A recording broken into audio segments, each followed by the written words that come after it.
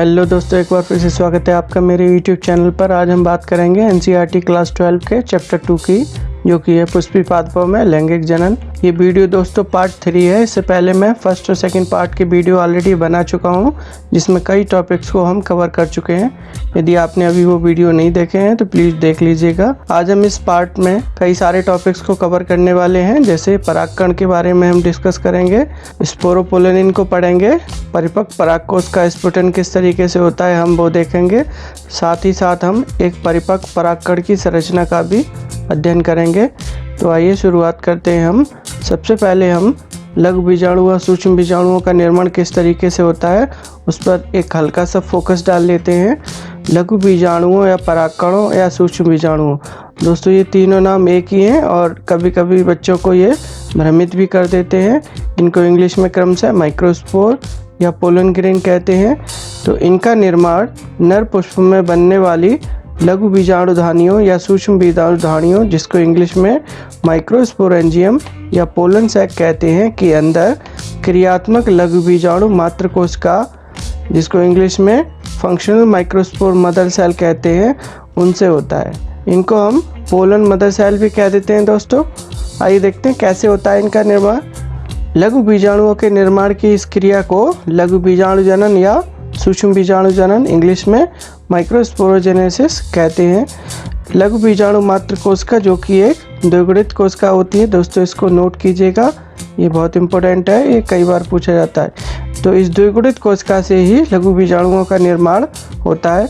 इस द्विगुणित कोशिका में अर्धसूत्रीय विभाजन होता है दोस्तों एक, और उसके बाद में 4 अगुणित यानी हैप्लॉइड लघु बीजाणुओं या परागकणों या सूक्ष्म बीजाणुओं का निर्माण हो जाता है। आइए डायग्राम में देखते हैं। यहाँ पर ये जो फर्स्ट सेल दे रखी है, यह है क्रियात्मक लघु बीजाणु मात्र कोशिका।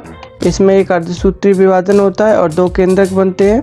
जब दूसरा अर्धसूत्रीय विभाजन होता है तो 4 केंद्रक बनते हैं, और फिर अंत में इन केंद्रकों के चारों ओर कोशिका द्रव्य भी इकट्ठा हो जाता है और सेल्स बन जाती है, जिसे हम परागकण कह देते हैं। ये टेट्रेड फॉर्म में यानी 4 के एक समूह में रहते हैं, इसलिए इनको हम टेट्रेड भी कहते हैं। आइए दोस्तों अब हम बात करते हैं एक लघु बीजाणु या सूक्ष्म बीजाणु या परागकण की सामान्य संरचना बाहर से दिखने में कैसी होगी, उनमें क्या क्या विशेषताएं होंगी। लघु बीजाणु यानी सूक्ष्म बीजाणु प्राय गोल या अंडाकार, इनकी जो आकृति होती है दोस्तों वो गोल या अंडाकार होती है, और इनका जो साइज है वो 25 से 50 माइक्रोमीटर व्यास का होता है। ये अत्यंत सूक्ष्म संरचनाएं होती हैं। अगला बिंदु देखते हैं। ये नर युग्मकोद्भिद यानी मेल गैमेटोफाइट की प्रथम कोशिका यानी फर्स्ट सेल होती हैं। दोस्तों इस पॉइंट को नोट कीजिएगा, दोबारा से मैं इसको रिपीट कर देता हूँ। ये नर युग्मकोद्भिद की प्रथम कोशिका होती है यानी first cell of the male gametophyte. बाद में इसी से मेल गैमेटोफाइट का निर्माण होता है। प्रत्येक परागकण 2 आवरणों से ढका रहता है। विभिन्न प्रकार की प्रजातियों के परागकण विन्यास, आकार, रूप, रंग और बनावट में भिन्न भिन्न होते हैं। परागकण का बाह्य आवरण कठोर व खुरदरा होता है, इसे बाह्यचोल कहते हैं, यानी इंग्लिश में एक्साइन बोलते हैं दोस्तों इसको। अब हम एक के बाद एक डायग्राम को भी स्टडी करते हैं। आप यहाँ पर देख रहे हैं विभिन्न प्रजातियों के परागकण यहाँ दिखाए गए हैं। देखिए किस किस तरीके की इनकी स्ट्रक्चर है, इनका कलर किस किस तरीके का है, सभी का अलग अलग तरीके का आपको कलर दिखेगा। ये वाला दोस्तों जो परागकण है ये मालवेसी कुल के पौधों का है। आइए दोस्तों एक पोलन ग्रेन की सामान्य स्ट्रक्चर में सबसे पहले एक्साइन की पोजीशन देख लेते हैं, यानी बाह्यचोल की स्थिति क्या है। आप यहाँ पर देख रहे हैं ये परागकण। इस परागकण में ये जो पीली लाइन आपको दिखाई दे रही है, येलो लाइन, यही एक्साइन है यानी बाह्यचोल है, और सबसे बाहर ये पाया जाता है। आप इसकी स्ट्रक्चर देख रहे हैं, ये रफ टाइप का होता है। आइए दोस्तों अगला बिंदु देखते हैं। बाह्यचोल स्पोरोपोलेनिन, नोट कीजिएगा दोस्तों इसको ध्यान से, स्पोरोपोलेनिन नामक प्रतिरोधक बसी पदार्थ की बनी होती है। बोर्ड एग्जाम में शॉर्ट नोट्स के रूप में इसको पूछा जाता है। स्पोरोपोलेनिन सर्वाधिक ज्ञात प्रतिरोधक कार्बनिक पदार्थ है। दोस्तों इसको नोट कीजिएगा, ये ऐसा कार्बनिक पदार्थ है जिसकी प्रतिरोधक क्षमता सबसे अधिक होती है। यह उच्च ताप तथा सुदृढ़ अम्लों एवं क्षारों के सम्मुख टिक सकती है। यानी अगर आप पोलन ग्रेन को अम्लों एवं क्षारों के अंदर डाल दें तो वो इतनी जल्दी ख़राब नहीं होंगे इसी स्पोरोपोलिन के कारण। अभी तक ऐसा कोई एंजाइम पता नहीं चला है जो स्पोरोपोलिन को निम्नीकृत कर सके, यानी स्पोरोपोलिन को नष्ट करने वाला एंजाइम अभी मालूम नहीं है। स्पोरोपोलिन के कारण ही लाखों वर्षों तक पराग कणों की बाह्यचोल की रचना में परिवर्तन नहीं आते हैं तथा इसी कारण से परागकण लाखों वर्षों तक जीवाश्म के रूप में परिरक्षित रहते हैं। दोस्तों, ये जो स्पोरोपोलिन होती है इसी की वजह से परागकण कई लाखों वर्षों तक उनकी जो आउटर स्ट्रक्चर होती है उसको परिरक्षित करके रख सकते हैं। आइए दोस्तों, अगला बिंदु देखते हैं हम। बाह्यचोल आवरण विभिन्न आकृति वाला जैसे मस्सेदार, शूलमय या फिर जालिका रूपी होता है। बाह्यचोल आवरण में कुछ स्थानों पर छोटे छोटे रंध्र या द्वारक पाए जाते हैं जिन्हें जनन छिद्र इंग्लिश में जर्म पोर्स कहते हैं। आइए डायग्राम में देखते हैं दोस्तों। यहाँ पर ये जो लोकेशन है ये जर्म पोर की है। ये जो खाली स्थान आप देख रहे हैं यही जर्म पोर है। दोस्तों, इस डायग्राम में हमने 3 जर्म पोर दिखाए हैं। एक तो यही हो गया, दूसरा ये है और तीसरा ये वाला है। तो टोटल 3 जर्म पोर्स होते हैं। अगला बिंदु देखते हैं। जनन छिद्रों पर स्पोरोपोलिन अनुपस्थित होती है। दोस्तों, इसको नोट कीजिएगा, यही कंपटीशन का पॉइंट है। कंपटीशन में यही इसी तरह के क्वेश्चंस पूछे जाते हैं। अगला बिंदु देखते हैं। एक बीजपत्री पौधों के पराग कणों में 1 जनन छिद्र व 2 बीजपत्री पौधों में 3 जनन छिद्र पाए जाते हैं। ये भी ध्यान रखिएगा दोस्तों।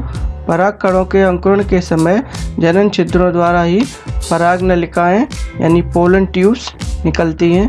दोस्तों, यहीं से ही ये जो डायग्राम है यहीं से ही यहाँ से पोलन ट्यूब्स निकलनी शुरू हो जाएंगी और इन्हीं पोलन ट्यूब्स में ये जो अंदर के न्यूक्लियस हैं, अभी हम इसकी चर्चा बाद में करेंगे, लेकिन यही न्यूक्लियस इसी पोलन ट्यूब में बाहर को आ जाएंगे।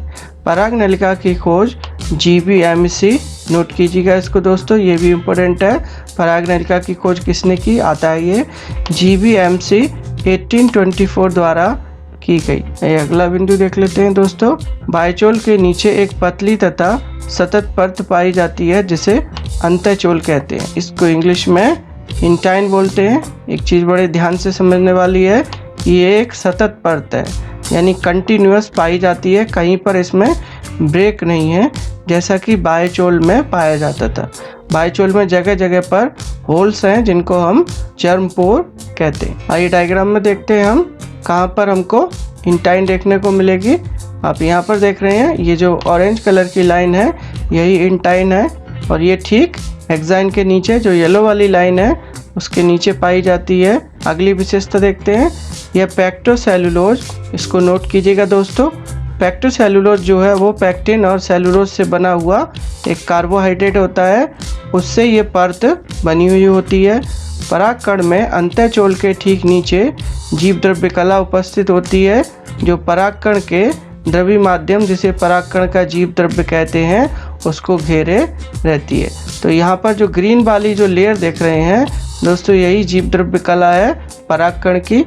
आइए अगली विशेषता देख लेते हैं। हम यहाँ पर बात करेंगे अब परिपक्व परागकोश का स्फुटन किस प्रकार से होता है। अभी इससे पहले हम ये देख चुके हैं कि परागकण जो है अब मैच्योर होने वाला है।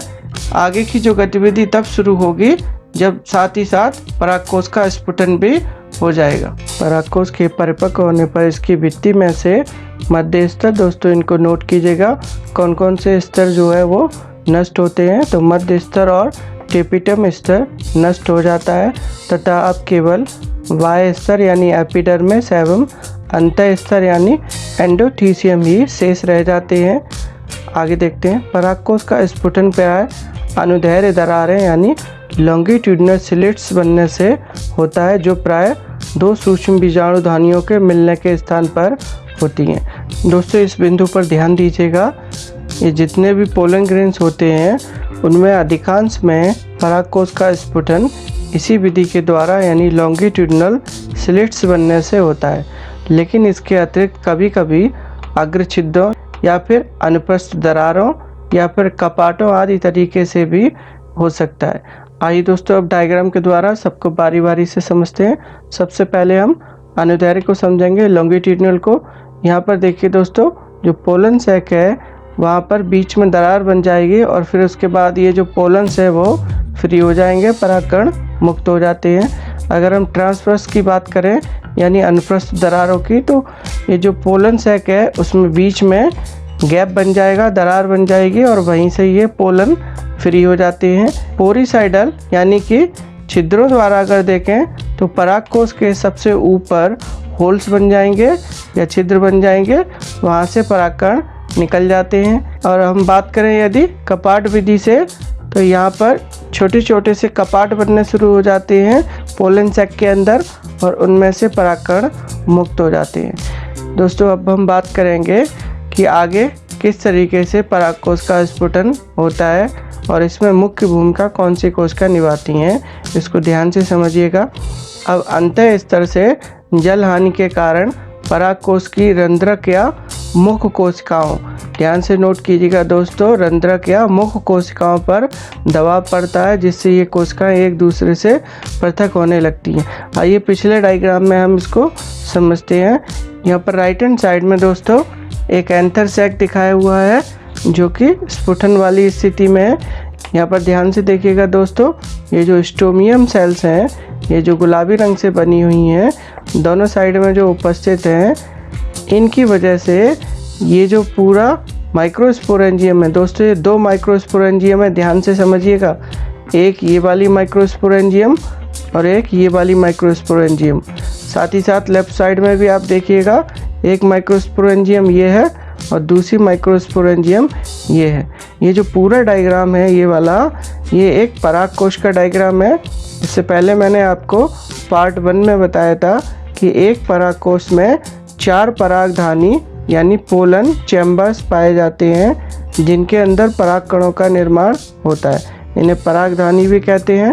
अब आप यहाँ पे ध्यान से देखिएगा दोस्तों, ये जो परत है ये वाली, ये अंतः परत है और ये गुलाबी रंग वाली बाह्य परत है यानी एपिडर्मिस, और ये वाली एंडोथीसियम। ये दो परतें ही स्फुटन के समय शेष रहती हैं। और जो ये स्टोमियम सेल्स हैं, ये सेल्स पतली भित्ति वाली होती हैं जिसकी वजह से ये एक दूसरे से हट जाती हैं। जब ये एक दूसरे से हट जाती हैं तो यहाँ पर एक गैप बन जाता है जिसकी वजह से परागकोश का स्फुटन हो जाता है। आइए दोस्तों अगले बिंदु की बात करें हम, तो स्टोमियम जो है वो परागकोश को फटने में हेल्प करती हैं, इसको नोट कर लीजिएगा ध्यान से दोस्तों। अगला बिंदु देखते हैं। इस प्रकार परागकोश का स्फुटन हो जाता है और परागकण वातावरण में स्वतंत्र हो जाते हैं। अब हम बात करेंगे एक परिपक्व परागकण की संरचना दिखने में कैसी है। इससे पहले हमने बात की थी कि परागकण जो है वो बाहर से दिखने में कैसे हैं, लेकिन यहाँ पर हम पूरे मैच्योर परागकण की स्टडी करेंगे, उसमें कौन कौन सी सेल्स होंगी उन सबको देखेंगे। तो आइए शुरू करते हैं। एक परिपक्व परागकण में 2 कोशिकाएं पाई जाती हैं। एक कोशिका है कायिक कोशिका जिसको इंग्लिश में वेजिटेटिव सेल कह रहे हैं, जबकि दूसरी कोशिका है उसका नाम है जनन कोशिका, इंग्लिश में इसको जेनरेटिव सेल कह रहे हैं। आइए राइट हैंड साइड में दिए गए डायग्राम से समझते हैं। आप यहाँ पर देख रहे हैं ये पोलन ग्रेन है। इस पोलन ग्रेन में एक तो वेजिटेटिव सेल है जिसको हमने पहला वाला बताया, और दूसरा वाला जो सेल है वो है जेनरेटिव सेल। तो इस तरीके से इसमें टोटल 2 सेल्स पाई जाती हैं।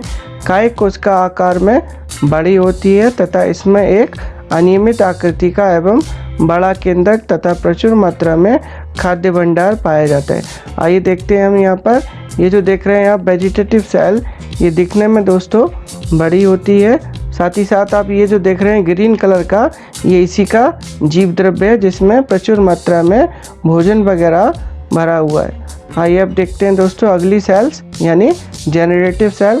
जनन कोशिका आकार में छोटी होती है तथा कायिक कोशिका के जीव द्रव्य में तैरती रहती है। नीचे दोस्तों डायग्राम में देखिएगा, ये जो ग्रीन कलर का एरिया है ये मैंने अभी बताया था आपको, ये वेजिटेटिव सेल का जीव द्रव्य है। इसी के अंदर आप ये देख रहे हैं ये है जेनरेटिव सेल। आगे देखते हैं। जनन कोशिका तुर्क आकृति यानी जो इसकी शेप है दोस्तों वो थोड़ी सी लंबी है बजाय गोल होने के, तो तुर्क आकृति घने जीव द्रव्य और एक केंद्रक वाली होती है, यानी इसमें भी एक ही केंद्रक पाया जाता है।